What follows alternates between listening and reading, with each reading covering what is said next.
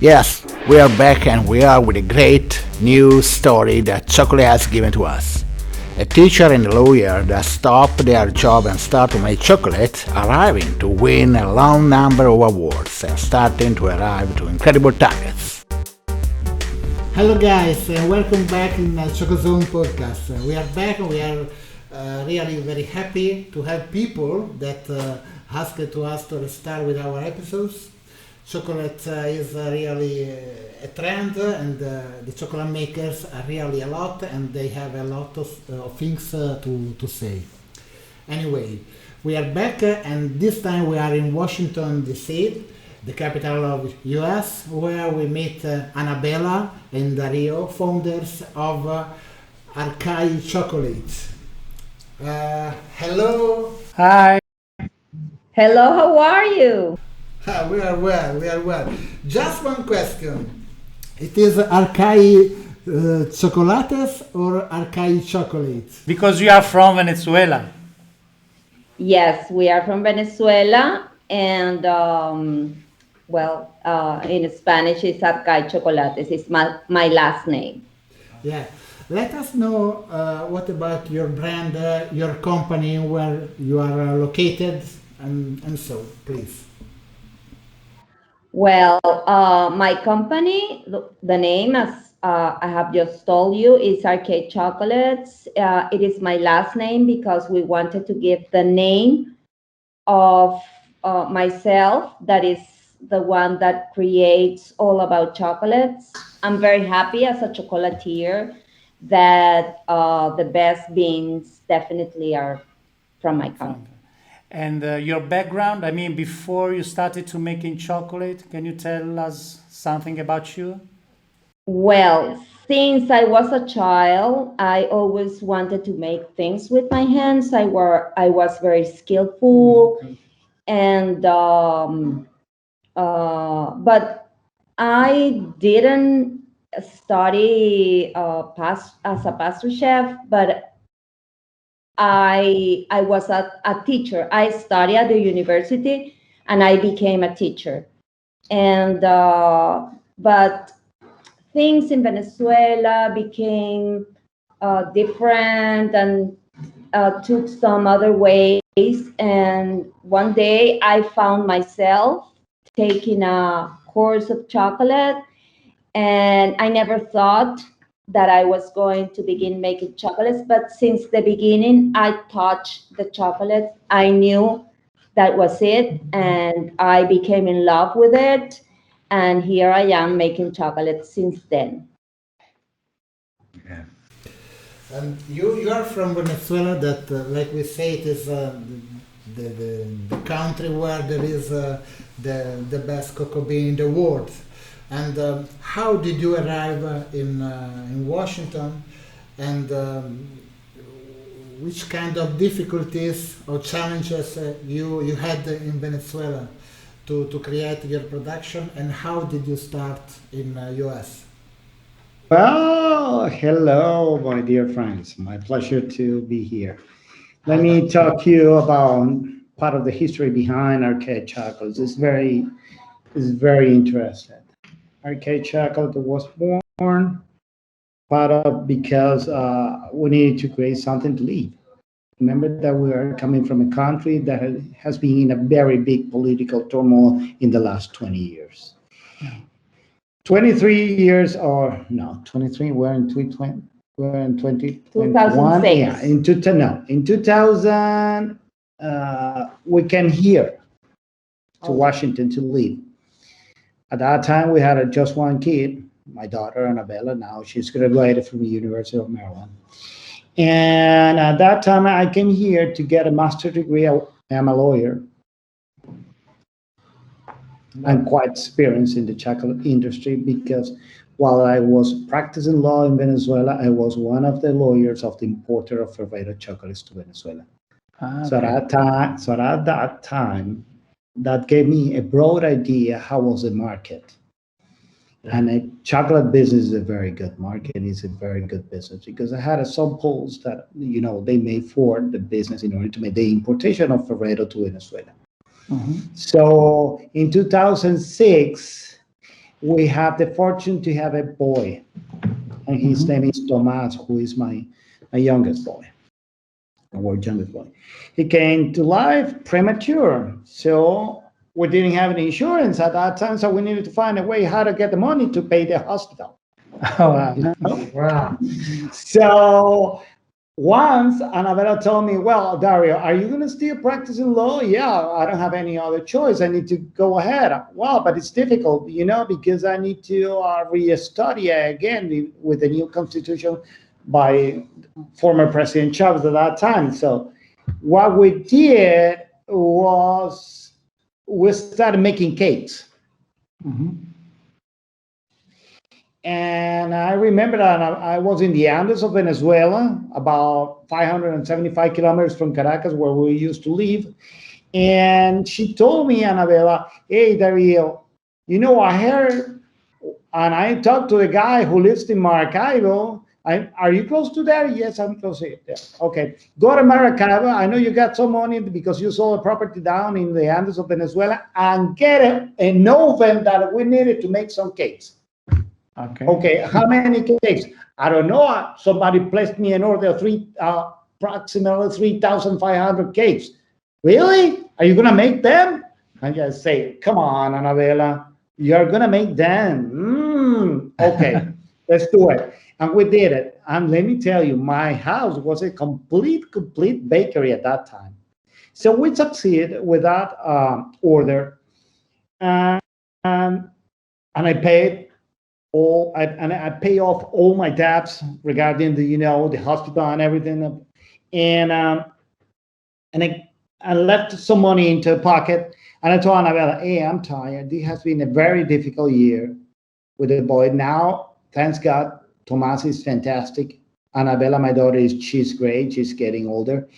Let's go and take a vacation. And we took a plane, I remember exactly, on December 25th of 2006, and we went to Paris. And while we were in the middle of Lyon, near the Louvre, she told me, what we are going to do next year, we're going to make more cakes. No, go and make chocolates. So it was because of Paris? Yeah. No, go and make chocolates. Really? Yeah, you have to make chocolates, Annabella, because while I was working for King David, who was importer operator, I saw the number, and the market is great. Do you think you can make that? And she said yes. Okay, and we bought the first 2 molds. We have never used them. We keep it new at home in Caracas. And then we started our journey. That journey began on November the 21st, 2006 in Caracas. And we paused for a while in 2017 when we came to Washington. You need to work hard. And that's what we have done, me and Annabella. She is a chocolatier. She's a confectioner. She does everything. I'm just a guy beside her. Yeah, listening to you, it's clear how in love you are with the family. Okay, but someone says that for a husband and wife, for a couple, it's not that easy to work together. Okay, so is there any secret, or do you daily bring the problems at home and fight one against the other? How is that? Very easy. Don't think about it. No? It's just your wife, your husband. It's just your partner. She owns the 50% of everything, and I own the 50% of everything. We have this October we're going to be 32 years married, 16 years working together. But anything from business brought in the private life? Anything? Not at all? Never? I don't believe you. Sometimes yes. Yeah. Sometimes yes. Back to the chocolates. What is your knowledge and the experience with chocolate? From where you have all the knowledge you have, and which kind of production is the master of your production of your company? Well, in Venezuela, it where I began to make chocolates was completely different of what I make here. In Venezuela, all my production was produced for parties. We are Events. so much party people, and there were so many weddings and a lot of events, and I was making all the time a production for events uh, for the holidays or for the weekends or so I invented or made a lot of things that were especially made for events. Here in the United States, it's completely different. People are more focused on having just a cake for a wedding, for example. So the dessert tables are different, and I'm focused here on producing different kind of products that can reach many kind of people. Yeah. I remember when we first met, Annabella was in Lima back in 2015. You were attending the International Chocolate Award with some of your product, isn't it? Yes, So I remember that was one of the very first exhibition about the artisanal chocolate, and also one of the very first for the Bintu Bar. What do you think about Bintu Bar Market? Are you thinking about maybe in the future start focusing on developing something from the beans?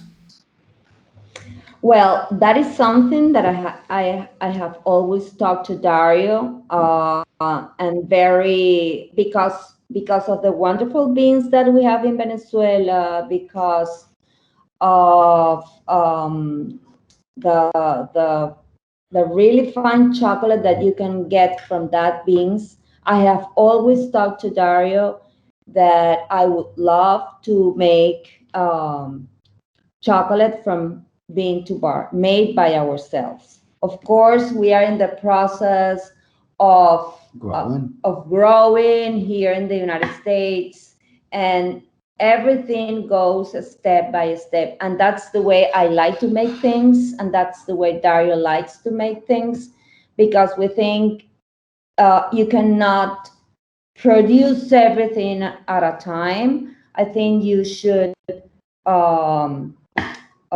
complete one step and then get to the other. So I think in a shorter period of time, I'm gonna begin making chocolates ourselves. Humberto, let me tell you something. If there's a person in the world that knows clearly how we have been growing our business in US, is a friend Giuseppe Di Ciano. Yeah, no. Has supported us since we came here, Yeah. and he was always waiting for us, and he was always there, which is very good. And I understand that probably right now one of the trending topics for chocolate machine companies and many one related to the chocolates business are bean to bar, because bean to bar helps chocolatiers to make them easier and faster and quicker, and that's very important. But I believe, yeah, and it is my personal opinion. First of all, I want to thank you very much for having a wonderful machines, because we need to adopt technology. We need a state-of-the-art equipment in order to elevate our ideas. So when you plan a business right now, it has to be or starting a planning of an experience. And that's what we have created here. We have created an experience to the art of chocolate. And to create that experience of art, that chocolate, you have to be supported by technology, by the good equipment, by hardware. And that's FPM is there. Thank you. Thank you. And Always there. yeah, I have always thought that any business you're gonna begin or you must need and find the tools, the necessary tools in order to accomplish what you are gonna make. So for me, And more especially if you have a great customer service that you can call at any no, time. it's true. what about the culture of chocolate between the North and South of America? So you are living in Washington, but you are from Venezuela. So what is the difference between the taste and the products of the U.S. people like, and what is the Venezuela one? Well, the people in Venezuela love to eat chocolate because it is a custom that they have in its blood all the time, you know? So, for example, when we had a party in Venezuela where in a social event and they were requested an order of chocolate, we always suggested them like having like a 4 to 5 pieces per person. Here in US, you have to say like a 2 or 3. But sometimes you have, you know, They ordered less than that. less than that because it's a different market. It's a different taster. It's completely different because it's part of the United States culture, which is different. I mean, this is a joint country with many cultures, and especially the city of Washington, which is very diverse. They have different tastes. I mean, they love what we do because it's creative, it's innovative, it is, And you really taste and you really taste the product. exactly. If it is blackberry, It is blackberry. it is blackberry. If it is passion tangerine, fruit. it's tangerine. You know, so the Yeah. people they believe that they are buying something, paying for something, eating something that it's true. Yeah. And they are grateful all the time with that, you know. And the other thing is, I believe the customers, because we are also customers for other things, deserve to be treated well. Yeah. And that's where we do our best. We treat our customer as a good customer, as an excellent customer. We behave them, you know. Yeah. We take care of them. Talking about your company organization, okay, you said that Annabella is the production side of the company. You are, the sales side of company. How do you organize both? I mean, you buy the ingredients, you melt the chocolate, you create your ganache, and then you sell just locally, or do you have any kind of international, perspective? At the moment that we only sell domestically here in the US. But let me tell you very easy. What here in the US, what we created is like an experimental lab that now will become in probably in 1 week or 2 weeks, you have to call your Department of Exportation. I will have another machine, a smaller one, an Aura. And it will be the fantastic trilogy, white, milk, and dark. Yeah. Okay, in a 200 square feet. Wow. In a 200 square foot, this is about a 20 square meters. You know what I mean? Yeah.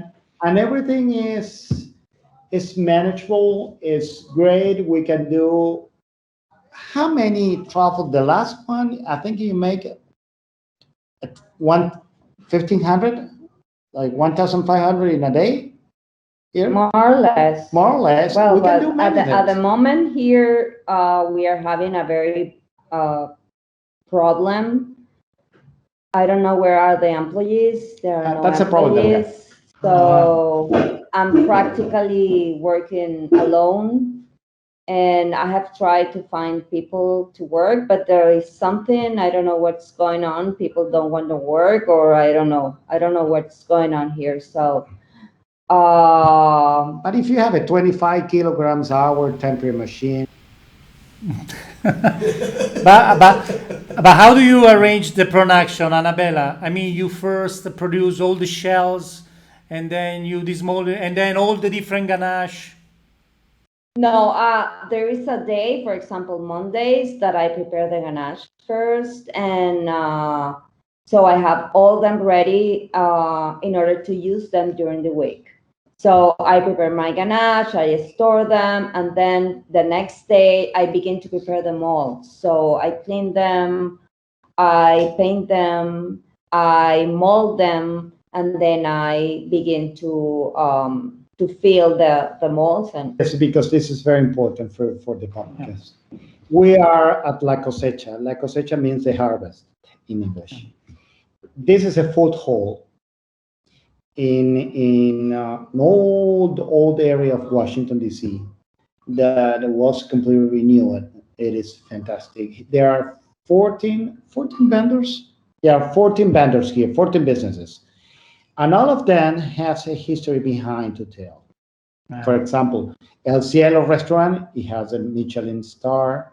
Las Genelas is a Mexican restaurant, and Arepazón is another Venezuelan guy who has been very famous in the area for arepas and everything. And we are the guys for desserts and for chocolates more special. Okay, this is a very good point of sale. So what we have in the storefront, which is called a brick mortar store. Second, we have a production center that can help us to produce for the store and to produce for an online store through the website www.arcaychocolates.com. Okay, and we can ship nationwide, including Puerto Rico, and also I can send it to Italy, but it's too much to ship it. I mean, yeah, very expensive. yeah. But Very if I find a friend, I'll send you some chocolates. Don't worry about it. Okay, so we have now the store that we can sell directly, the online store, and we have the special orders. What are the special orders? The catering. The catering is For events. beginning again to move. And we used our equipment to do everything. We don't produce outside here. We produce inside here. Everything is made right inside here. I have a Proxima, a Compacta, and I will have an Aura. Great. And you need also some employee, if you could find. Yes. This is something that we never talk about during the first season of Chocozone. How, Annabella, how is balance a recipe of a ganache? How you choose the flavors? Where do you get the inspiration? I mean, everything is coming from, your inside, or something, I don't know, from Venezuela, or from your new reality? Well, all together. Okay. Okay. So the only thing that I can tell you about the ganache is that something that comes from my heart. I sometimes I read a lot of about chemical things, and I have made my ganache and they work the way I make them. It's something that comes to me. I cannot tell you I'm gonna put this quantity of dairy because this is, I just put the things right over there, and it has worked for me that way. The only thing that I don't use for my ganache is butter and sugar. I don't add any butter. I don't add any sugar. So I try to make them as natural as possible. Okay. So I use pure fruits, the chocolate, and the dairy. That's all what I use for making my ganache. And they are eaten very quick, so they don't need to be No, sheltered. but they last. They last. And you won a few awards, isn't it, with your pralines? I remember it. Yeah. Yes. Yeah. At the moment, we have 42 international awards from the International Chocolate Awards, and well, that makes me feel very proud of all what Which is your best selling praline? the passion fruit, Passion. the passion fruit, and the rosemary And the and sea rosemary. salt. That's Rosmarino. something that people come and they come back, and I have had people here that, oh my gosh, you don't have passion fruit. I said, don't worry, I prepare it. Sometimes I don't have. I have some shells that from some other flavors, and they say, no, it's okay, whatever. So they go happy. They go happy. I try to please my clients when if they have come that far, they are not gonna go back with their hands empty. And yeah. And how has been the market during this pandemic time? And how do you see the future of also the market of chocolate in US? Well, I mean, for people that's had a business before the pandemic, has been very, very, very complicated. But the people who started the business during the pandemic, like us, it helped. It helped because U.S. local and federal government, they have helped people. Yeah, and of course, people here in U.S. wants to go out, go to the streets, spend money.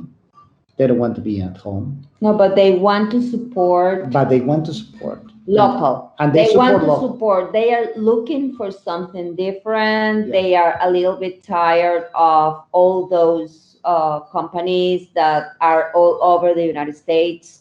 They are looking for something more natural and more something different. They are looking for I something. cannot tell you different. about the future, but I believe the future will be based on the idea that if you succeeded during the pandemic, you will be much, much better in the future. And how do you see Arcay Chocolates in the future? Maybe in 10 years? I don't know. Do you have how much is to live in Italy? Because probably I will need to take a rest out there. Want to move again? Wow. Well, No, I I- think I think for that time I'm gonna be producing my own chocolate. yeah. Oh, yeah. Or before that, yes. Only Venezuelan beans?